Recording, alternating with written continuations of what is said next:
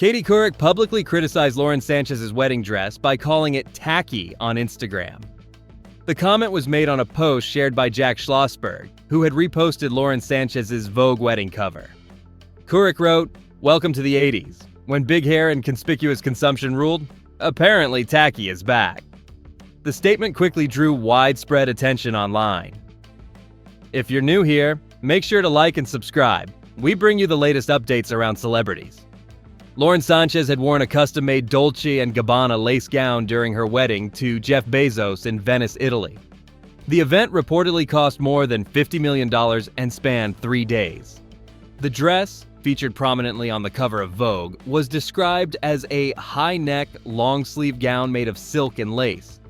It reportedly took 900 hours to make and included 28 meters of silk organza and 17 meters of lace. The style was intended to blend European elegance with modest coverage and was said to be inspired by 1950s Italian cinema, specifically the film Houseboat, which starred Sophia Loren. The wedding ceremony took place at the historic 16th century venue, La Fenice Opera House. Guests were transported via gondolas and speedboats through the canals of Venice. Several celebrities and prominent figures attended, including Barbra Streisand, Bill Gates, and Diane von Furstenberg. Events included a welcome party, the wedding ceremony, and an after-party held at a private palazzo. Following Couric's comment, responses across social media were mixed. Some users agreed with her opinion of the dress, while others viewed the remark as inappropriate, considering it was made on the wedding day. Sanchez did not respond publicly to the comment, but shortly after the wedding, she removed all posts from her Instagram account and updated her display name to Lauren Sanchez Bezos. The change marked her first public identification using Jeff Bezos' surname. Sanchez's wedding dress design included sheer sleeves, lace detailing, and a floor-length veil. Dolce & Gabbana designers Domenico Dolce and Stefano Gabbana explained that the gown was created to represent a mix of boldness and tradition. In an interview with Vogue, Sanchez stated that she wanted something that was not too revealing, despite her usual style preferences. She also mentioned her intention to appear as a bride, not just a public figure, while walking down the aisle. The gown received praise from fashion industry insiders, stylists, and publications, though Couric's comment brought attention to contrasting public sentiment. The use of the term tacky in particular sparked debate, with some users defending the artistic value and craftsmanship of the dress. Others aligned with Couric's perspective, suggesting the entire wedding was overly extravagant and symbolic of excessive wealth. Jack Schlossberg, whose repost had triggered the comment, did not respond or delete the post. Couric has not issued a follow-up or clarification on her remark. The moment has since been captured and shared widely by news outlets and social media users. Screenshots of her comments circulated online, adding to the visibility of the critique. The wedding ceremony itself followed months of speculation about Bezos and Sanchez's relationship timeline. The couple became engaged in 2023, and their wedding was seen as one of the most high-profile celebrity events of 2025. Sanchez's children were present at the ceremony, and her son reportedly walked her down the aisle. Bezos wore a classic black tuxedo for the ceremony and changed into a white dinner jacket for the reception. In addition to the lavish setting, the couple also hosted a farewell brunch for guests before departing Venice. Media coverage of the event was widespread, with photographers capturing the pair waving from a boat as they left the venue. The clutch carried by Sanchez at the event was embossed with the phrase, "Call me Mrs. Bezos." The Vogue feature on Sanchez's wedding look was published just hours before the ceremony began. The magazine included behind-the-scenes photos, quotes from Sanchez, and details about the dressmaking process. Sanchez referred to her wedding day as a dream come true and said she wanted the celebration to reflect Italian romance, history, and culture. Meanwhile, Couric's online presence remained active following her comment. She continued posting unrelated content but did not remove or hide the comment about Sanchez's dress. Comment sections on related posts showed that many users were referencing the viral remark, creating a ripple effect across digital platforms. After the Vogue feature went live and the photos from Venice began circulating, public commentary intensified. Attention wasn't just on the wedding itself, but specifically on the display of wealth, the symbolism behind Lauren Sanchez's stylistic choices, and the way the couple curated every aspect of the multi-day event. The location, the fashion, and even the guest list were all analyzed closely across social media and major entertainment outlets. The wedding took place over 3 days in Venice, starting with a welcome dinner, followed by the main ceremony at the historic Teatro La Fenice, and concluding with a lavish afterparty and farewell brunch. Security was reportedly tight, with local authorities coordinating efforts to block paparazzi and drones from gaining access to restricted areas.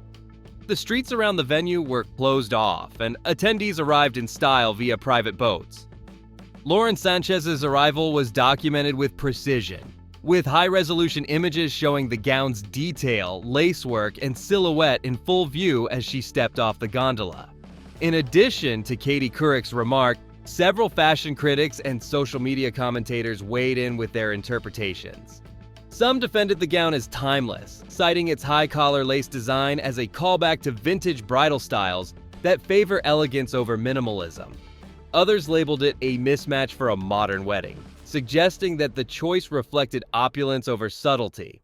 The 900-hour production time of the dress became a topic of both admiration and criticism, depending on the platform.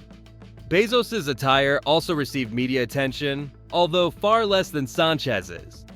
He opted for traditional formal wear, while guests dressed in a range of formal and themed outfits, fitting the Italian setting. Diane von Furstenberg, Barbra Streisand, and Bill Gates were among the many recognizable faces seen at the venue.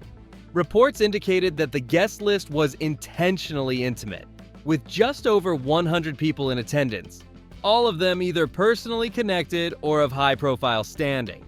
The reception venue featured custom floral installations, candlelit tables, and a multi-tiered cake designed by a renowned Italian pastry chef. Live music was performed by a classical ensemble during the ceremony and a jazz band during the after-party. Custom cocktails were served, and dinner included several courses of locally sourced Italian cuisine. No major press outlets were allowed direct access to the ceremony, but controlled leaks and official images ensured the narrative stayed tightly managed. The decision by Lauren Sanchez to delete all her prior Instagram posts and rebrand herself as Lauren Sanchez Bezos shortly after the wedding was seen as a significant shift in her public identity. The timing of the update coincided with the online response to Couric's comment, although no direct statement was made linking the two. The Instagram bio change, coupled with her lack of public response, fueled speculation that the move was meant to reset her social presence going forward. Meanwhile, conversations around Katie Couric's comment remained active. While some argued that Couric was offering an honest critique, others pointed out the context, delivering the comment on the bride's wedding day and on a post celebrating her marriage made it feel inappropriate or mean-spirited. Media outlets covered the reaction, but Couric herself made no further public comment and did not delete or edit the remark. In the following days, news cycles continued to highlight the broader implications of the wedding. Topics ranged from wealth display and fashion politics to the role of legacy media figures like Couric in shaping celebrity discourse. Viewers and readers across social media platforms reposted the comment, sometimes adding commentary, memes, or side-by-side comparisons of other celebrity weddings. Hashtags related to the wedding trended briefly on Twitter and TikTok, and clips from the Venice festivities were turned into viral edits and fan compilations. Sanchez and Bezos have remained publicly silent about the situation, continuing their travels in Europe post-wedding. Paparazzi spotted the couple boarding a private yacht days later, continuing their honeymoon in the Mediterranean. News agencies captured images of the pair relaxing on deck, waving at nearby boats, and surrounded by security. Reports from local press in Italy and France mentioned increased hotel bookings and traffic linked to celebrity watchers hoping to catch a glimpse of the newlyweds. Back in the US, the wedding and its coverage prompted a wave of editorials, op-eds, and fashion analyses. Several fashion bloggers broke down every detail of the dress, including fabric composition, color choices, and veil design. The dress was compared to other high-profile wedding gowns, including those worn by Amal Clooney, Meghan Markle, and Priyanka Chopra. What do you think about Couric's comment and the public reaction that followed? Was it honest critique or unnecessary timing? Let us know in the comments below. And if you haven't already, make sure to like this video, subscribe to the channel, and hit the bell so you don't miss any major celebrity updates.